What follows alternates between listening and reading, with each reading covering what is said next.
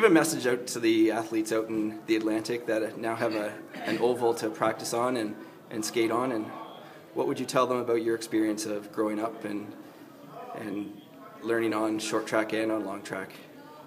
Yeah, for me growing up in Fort St. John, I was lucky, I thought, to have both a long track oval and a short track ice. And every year I would do short track from whenever the season started in August or September until probably November when we get the ice in.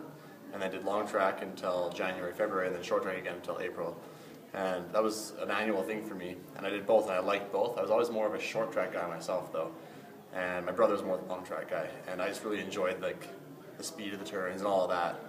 And I guess for me, what made me realize that I really preferred the long track was just the purity of the sport, and how if I train my hardest, I'm not going to get bumped out of a turn, I'm not going to get taken out, I'm not going to fall and lose my spot.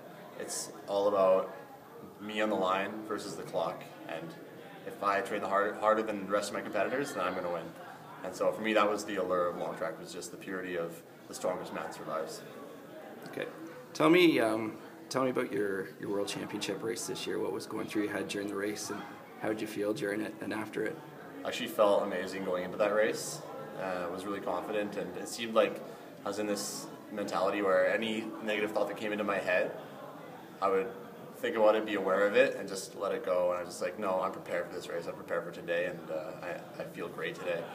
And when the gun went off, I just remember falling into the rhythm of the starts that I did behind some of my teammates, Jamie and Gil, and the rhythm that entailed, and got up to speed really quickly, and had probably the fastest opener I've had almost in my entire career. And then Jay shot me down for the rest of the race on the crossovers when he was ahead of me, and then I tucked to the inner and scooped him at the last lap of the race. But it's just, you're like just screaming, but in the 1500 it's all about going to failure and then continuing going and fighting as hard as you can.